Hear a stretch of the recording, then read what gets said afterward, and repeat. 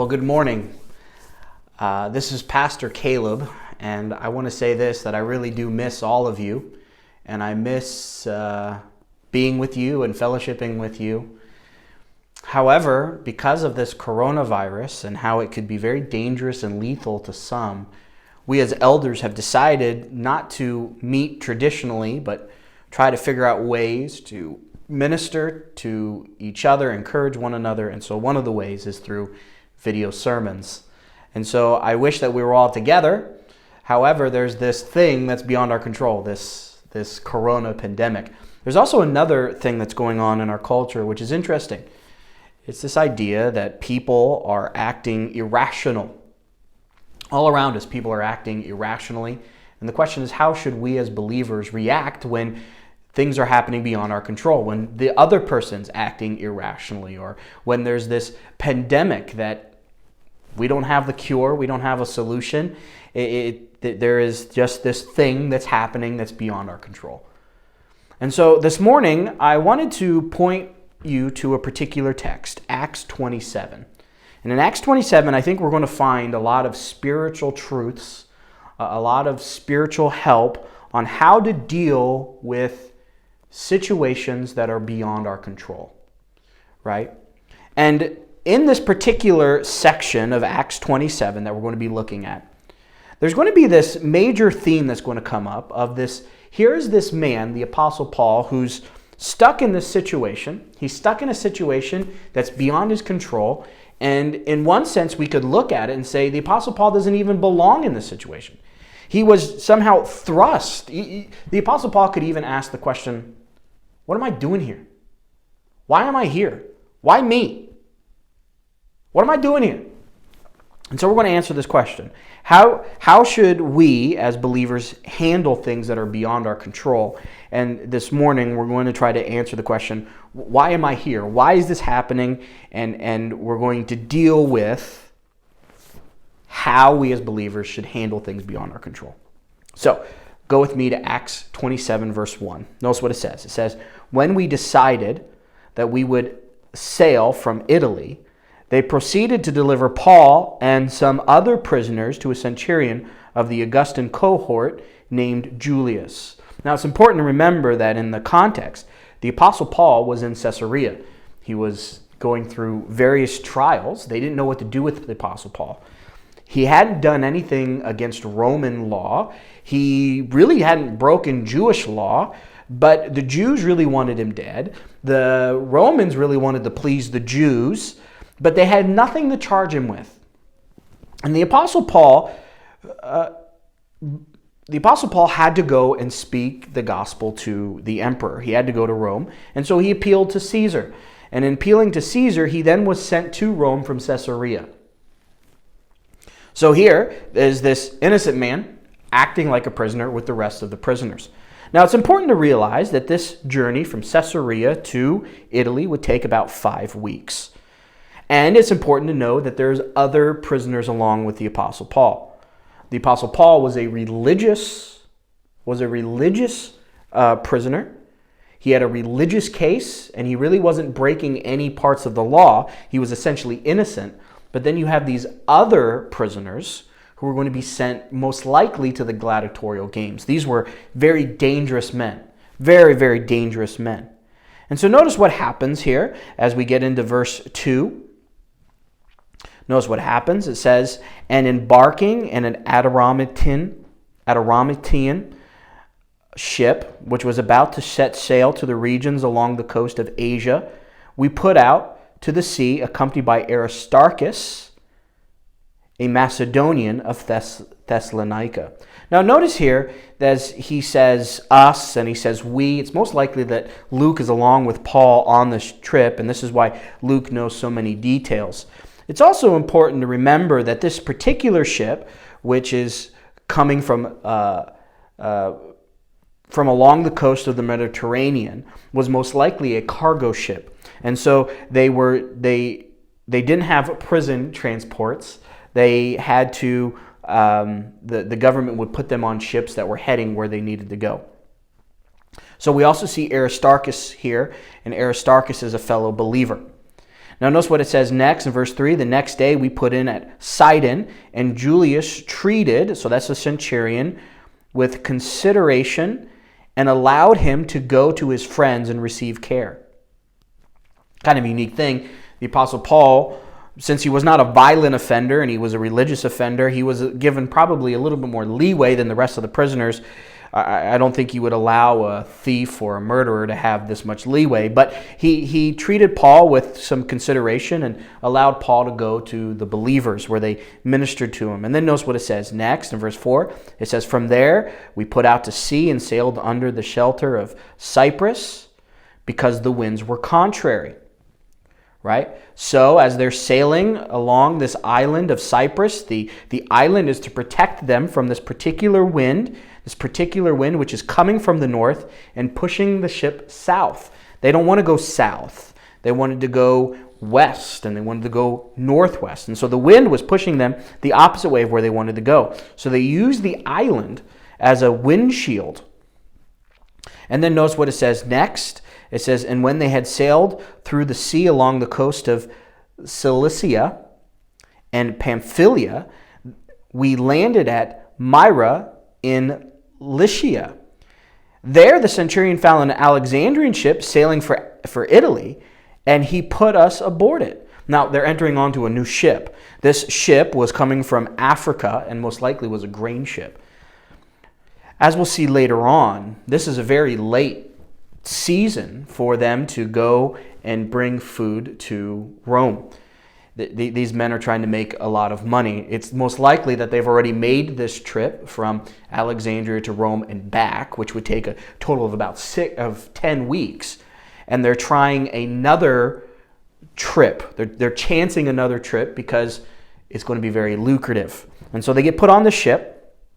And notice what it says next. It says, "And when we had sailed slowly for a good many days, and with difficulty, we arrived at Cnidus, since the wind did not permit us to go further. We sailed under the shelter of Crete off of Salamine, and with difficulty sailed past it. And we came to a place called Far Havens, near the city of Lasea." Right, so once again, they are on this ship, and they are using an island as a windshield. They get to a particular port, and as they get there to that particular port, they get to the city. Right? Now, notice what happens in verse 9. All this other stuff is just kind of sailing information and how they sailed and how they used islands to block the wind. But notice what it says in verse 9. "When considerable time passed, and the voyage was now dangerous, since even the fast was already over, Paul began to admonish them." So notice that things are starting to get dangerous, right? The fast was already over. Most likely that this is near the time of October. It's already far too late. In fact, it was common knowledge that people avoided sailing from November 11th to about mid-March. You just didn't sail in the Mediterranean. It was too dangerous.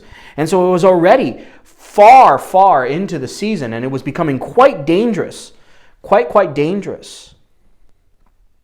And notice here's Paul, and he began to admonish them. And notice what he says in verse 10. He said to them, "Men, I perceive that the voyage will certainly be with damage and great loss, not only of the cargo and of the ship, but also of our lives."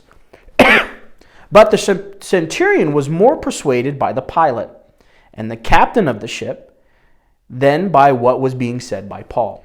So then notice what it says in verse 12. "Because the harbor was not suitable for wintering, the majority reached a decision to put to sea from there, if somehow they could reach Phoenix, a harbor of Crete, facing southwest and northwest, and spend the winter there." Right? So they didn't want to stay where they were staying. They just wanted to take a short trip, and maybe they can find a safer harbor to spend the winter there. The Apostle Paul warned against them getting in the boat at all, but they wanted to just move a little bit further. By the way, this was a very short trip. This was a very short trip. This would be like the equivalent of us going to Portland, right? From Astoria. We would consider this a relatively short trip. Verse 13. "When a moderate south wind came up, supposing that they had attained their purpose, they weighed anchor and began to sail along Crete close inshore. As they're going, they realize that there's this moderate wind, and these guys think, hey, this is good luck. This wind is going to push us faster to where we are going to go. This is a faster wind. This is going to get us there. And it says, but before long, there rushed down from the island a violent wind called the northeastern. This was a pretty dangerous wind. This was bad. This was a bad wind. And notice what it says in verse 15. And when the ship was caught in it and could not face the wind, we gave way to it and let ourselves be driven along. So they tried to fight it as long as they could, but they couldn't fight it. A strong wind pushing them the opposite way of where they want to go. And it's so strong and so dangerous, and they're left in such a powerless decision, in this powerless, out of control position. What do? They say, to save our lives, we're just going to let the wind take the boat. It's beyond their control, right? It's far, far beyond their control. And so the question is, why is the Apostle Paul even on the boat? Why is the Apostle Paul in this situation? We could even ask ourselves, why are we in a situation that's seemingly out of control? The answer, I think, is quite simple. The answer is because God is sovereign. God's sovereign over the life of the Apostle Paul. He's sovereign over the sea. He's sovereign over diseases. He's sovereign over the world. And so when we talk about God's sovereignty, that God is in control, what we mean by this is not only that God has the right to rule, but he has the power to rule, and no one has the right to contradict his rule. So he has the right and power to rule. And the Bible has a lot to say about his sovereignty, right? So for example, the Bible depicts God as the only absolute king of the universe who rules over all and does what he pleases. So for example, Psalm 22 verse 28 says, "For the kingdom is the Lord's, and he rules over the nations." Psalm 115 verse 3. Psalm 115 verse 3. "But our God is in the heavens, and he does whatever he pleases." Whatever he decides to do, he will do, because he's in heaven. Then later on in Psalm 135 verse 6, it says, "Whatever the Lord pleases, he does, in heaven and in earth, in the seas and in all the depths." God does whatever he wants. He does as he pleases. Not only that, but he also rules actively according to his will. So God decides what to do, and he does it according to his will, and he ordains things to come pass on earth. So he never plays dice with the universe, right? The universe is never in a state of limbo where God's just throwing dice. This is planned out. This is all part of his plan. So for example, Psalm 33:11 says, "The counsel of the Lord stands forever, the plans of his hearts from generation to generation." Isaiah 45 verse 7, "The one forming light and creating darkness, causing well-being and creating calamity. I am the Lord who does all of these things." In fact, there's seemingly small events that happen in our life that we think are something that would be chance or lucky. But actually what we find is that even small events are still under the purview of God's sovereignty. So for example, Proverbs 16:33 says, "The lot is cast in the lap, but its every decision is from the Lord." He is over all things. He's over our lives and our plans. Right? Proverbs 19:21 says, "Many plans are in a man's heart, but the counsel of the Lord will stand." Then later on in 20:24, "Man's steps are ordained by God. How then can a man understand his way?" Great events and decisions by mighty kings and by leaderships and by the leadership and by the government. These are even part of God's sovereign plans. Proverbs 21:1, "The king's heart is like channels of water in the hand of the Lord. He turns it wherever he wishes." In fact, in Isaiah 45, does it not talk about Cyrus, whom the Lord appointed? Even disabilities and sicknesses. These are things that come by the sovereign hand of God. Notice Exodus 4:11. The Lord said to him, "Who has made the man's mouth? Or who has made him mute or deaf or seeing or blind? Is it not I, the Lord?" There's even actions which the Lord has allowed. He's allowed these men to act in certain ways. And this is still, God allows them to act this way. It doesn't mean that he condones the action, but rather he allows the action. We see this in the scriptures, right? So for example, in Acts 2:22 through 23, it says this, "Men of Israel, listen to these words. Jesus the Nazarene, a man tested you by God with miracles and wonders and signs, which God performed through him in your midst, just as you yourself know. This man delivered over by the predetermined plan and foreknowledge of God, you nailed to a cross by the hands of godless men." Let's be honest, even good deeds are preordained by God. And that God is sovereign even over the good deeds that we will fulfill. So for example, we think of like Ephesians chapter 2, verse 10, where it says, "For we are his workmanship, created in Christ Jesus for good works, which God has prepared beforehand so that we would walk in them." Even salvation, friends, is part of God's sovereign plans. You and I were sovereignly elected before the foundation of the world to become believers. This was not based upon what God looked down time and said, "How would Caleb Hilbert react to the gospel?" No, it was based off of his knowledge. It was based off of his will that he chose me, right? So we see then, even over life and death, God has the power over life and death. Deuteronomy 32:39. "See now that I am he, and there is no God beside me. It is I who put to death and give life. I have wounded, and it is I who heal, and there is no one who can deliver you from my hand."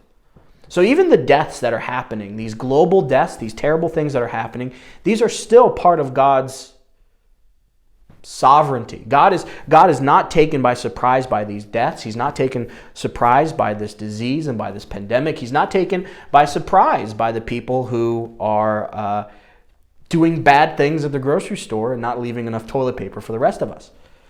All of these things are under the sovereignty of God. All of these things have been allowed by the sovereignty of God. The operation of all creation, this is all under God's control. Psalm 104, verse 5 through 10 says this, "He established the earth upon its foundations so that it will not totter forever and ever. You have covered it with the deep as with a garment, and the waters were standing above the mountains. At your rebuke they fled, at the sound of your thunder they hurried away. The mountains rose, the valleys sank down to the place which you have established for them. You set a boundary so that they would not pass over, so that they would not return to cover the earth. He sends forth springs in the valleys, and they flow between the mountains." He then goes on in 13, "He waters the mountains," right? Verse 14, "He causes the grass to grow for the cattle." Verse 19, "He has made the moon for its seasons, and the sun to know its place." God is even in control of time. He's in control of the waves. And friends, he even has allowed the coronavirus to happen. He's allowed some of these things to happen. And so the question is, as a believer, as there's all these things that are going on beyond my control, I can't control the coronavirus. I can't control how somebody's going to react in the grocery store.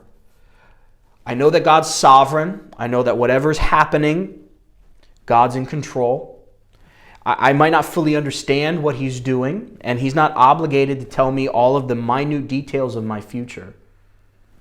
But he does allow me to come to him, and he does allow me to trust him, and he does allow me to wait on him. And that should really be our response. Our response when things are beyond our control, how should the believer respond? The believer should respond by waiting on the Lord. When I think of a passage that talks about waiting, I think of Psalm 37, verses 1 through 7. So go with me to Psalm 37. Notice what Psalm 37 says. Do not fret because of evildoers, and do not envious towards wrongdoers. So do not be envious towards wrongdoers, for they will wither quickly like the grass, and fade like the green herb. Trust in the Lord and do good. Dwell in the land and cultivate faithfulness. Delight yourself in the Lord, and He will give you the desires of your heart. Commit your way to the Lord. Trust also in Him, and He will do it. He will bring forth your righteousness as the light, and your judgment as the noonday. Rest in the Lord and wait patiently for Him. Do not fret because of him who prospers in his way, because of the man who carries out wicked schemes. So think of this passage here in Psalm 37. Notice what he's asking us to do. He says, do not fret because of evildoers, and do not be envious towards wrongdoers, for they are going to wither like the grass. They're going to be done away with. So in verses 1 through 2, what's he asking us to do? He's asking us to change our perspective. So I'm not supposed to be envious. I'm not supposed to fret. I'm not supposed to be anxious because I know their end. I change my perspective. I don't delight in the circumstance. I delight in the Lord in spite of that. And then notice in verse 3, then I trust in the Lord and do good. So then notice, I'm supposed to trust in the Lord and His plan. I'm supposed to trust in Him. I'm supposed to dwell in the land and cultivate faithfulness. What am I to do? I'm to trust Him. I'm to believe His promises. I'm to stand on His promises. And I'm going to say these promises are true. What am I supposed to do? I'm supposed to trust in the Lord. And I'm supposed to do good. I'm supposed to follow out His will. And I'm supposed to think of His promises. Right? So I changed my perspective. Things look this way right now. I realize that everything will pass. I know that Jesus is coming back again, and when He does, He'll make all wrongs right. What am I supposed to do? I'm supposed to trust Him right now and do good. I'm supposed to follow His will. I'm supposed to trust Him and follow His will. Verse 4, notice what it says in verse 4. It says, delight yourself in the Lord, and He will give you the desires of your heart. Notice that my delight is not to be in health. My delight is not to be in what I have. My delight is not to be in anything else other than the Lord. And thus, if I'm satisfied in the Lord, and He will give me the desires of my heart, then the desire of my heart is Him. Right? He will give me Himself. Then notice what it says next. It says, commit your ways to the Lord. Trust also in Him, and He will do it. He will bring forth your righteousness as the light and your judgment as the noonday. Friends, not only should there be this trusting in the Lord and delighting in the Lord, there should be this commitment to follow the will of the Lord. And then notice this next one. This next one. It is rest in the Lord and wait patiently for Him. What I should do is I should trust in the Lord and be obedient. I should follow the commands that are found in the Scriptures. What should our first response be? Our first response should be, I understand that God is sovereign and I'm waiting on Him to act. And while I'm waiting on Him to act, that means that I'm being obedient. I'm finding my delight in the Lord and I'm being obedient. I'm being obedient to the things that He's asking me to do. So that is a really good challenge for all of us as our life is upended by Corona and by the panic of our culture around us. This is exactly what we should do.